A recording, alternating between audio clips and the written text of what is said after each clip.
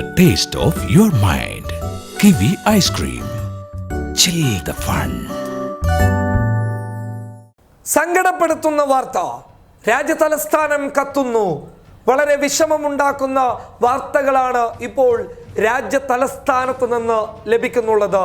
ഡൽഹിയിൽ വൻ ആക്രമണ സംഭവങ്ങളാണ് നിലവിൽ അരങ്ങേറുന്നുള്ളത്. കഴിഞ്ഞ ദിവസം രാത്രി ജാഫറാബാദിൽ ഷാഹിൻബാഗിന് സമാനമായ ഒരു പ്രതിഷേധ പരിപാടി അവിടെയുള്ള സ്ത്രീകളും പ്രതിഷേധക്കാരും സംഘടിപ്പിക്കാൻ തീരുമാനിച്ചിരുന്നു. അതായത് ഷാഹിൻബാഗ് മാതൃകയിലുള്ള ഒരു സമര പോരാട്ടം.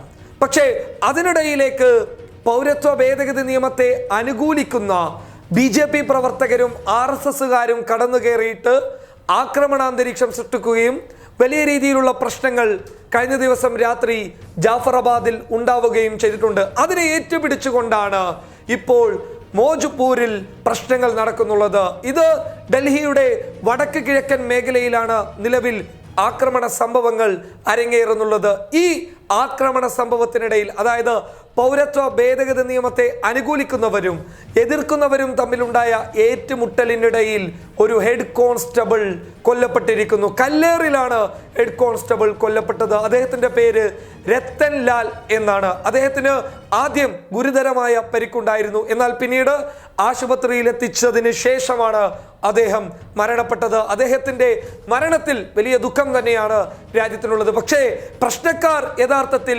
പൗരത്വ ഭേദഗതി നിയമത്തെ അനുകൂലിക്കുന്നവരാണ്, അഥവാ BJP സംഘപരിവാർ പ്രവർത്തകരാണ്. കാരണം ജനാധിപത്യ രീതിയിൽ പ്രതിഷേധിക്കാനുള്ള അവകാശം നിലവിൽ പൗരത്വ ഭേദഗതി നിയമത്തിനെതിരെ പ്രതിഷേധിക്കുന്നവർക്ക്, മുസ്ലിങ്ങൾക്ക്, ന്യൂനപക്ഷങ്ങൾക്ക്, മതേതരത്വ വിശ്വാസികൾക്കുണ്ടാകുമ്പോൾ തന്നെ അതിനിടയിലേക്ക് കയറി വന്ന് പ്രശ്നങ്ങൾ സൃഷ്ടിച്ചത് RSS BJP പ്രവർത്തകരാണ്. അതിനാൽ തന്നെ ഡൽഹി നിലവിൽ കത്തുകയാണ്. ഒരിടത്ത് ട്രംപിനും മോദിക്കും വേണ്ടിയിട്ട് ക്യാമറ കണ്ണുകളുമായി മാധ്യമങ്ങൾ ഓടിപ്പോകുമ്പോൾ ഡൽഹിയിൽ സംഭവിക്കുന്നത് ഞെട്ടിപ്പിക്കുന്ന സംഭവ വികാസങ്ങൾ തന്നെയാണ്.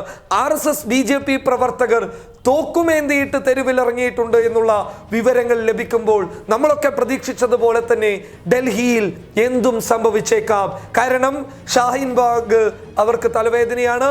ഷാഹിൻബാഗിൽ ഒരു പ്രശ്നവുമില്ല എന്ന് കാണിച്ചുകൊണ്ട് മധ്യസ്ഥ സംഘം സുപ്രീം കോടതിയിൽ റിപ്പോർട്ട് സമർപ്പിച്ചിരുന്നു. ഇതൊക്കെ BJPക്ക് വലിയ തലവേദനയാണ്. ഇതിനെ തുടർന്ന് പൗരത്വ ഭേദഗതി നിയമത്തിനെതിരെയുള്ള പ്രതിഷേധങ്ങളെ അടിച്ചമർത്താനുള്ള ഏത് നീക്കവും നടത്താൻ BJP RSS പ്രവർത്തകർ തയ്യാറായേക്കാം. അതുകൊണ്ട് തന്നെ രാജ്യ തലസ്ഥാനത്ത് നിരവധി പേർക്കാണ് പരിക്കേറ്റിട്ടുള്ളത്. നിരവധി പോലീസുകാർക്ക് പരിക്കേറ്റിട്ടുണ്ട്.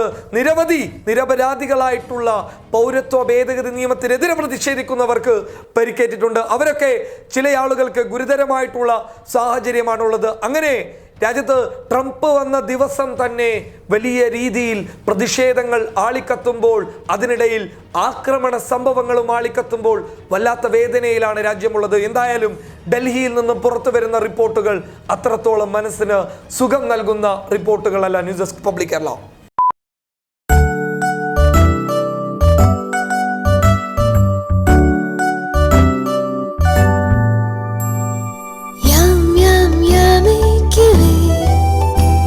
This taste is a wonder to me. I'm never gonna miss it for any. Whoa, whoa, whoa,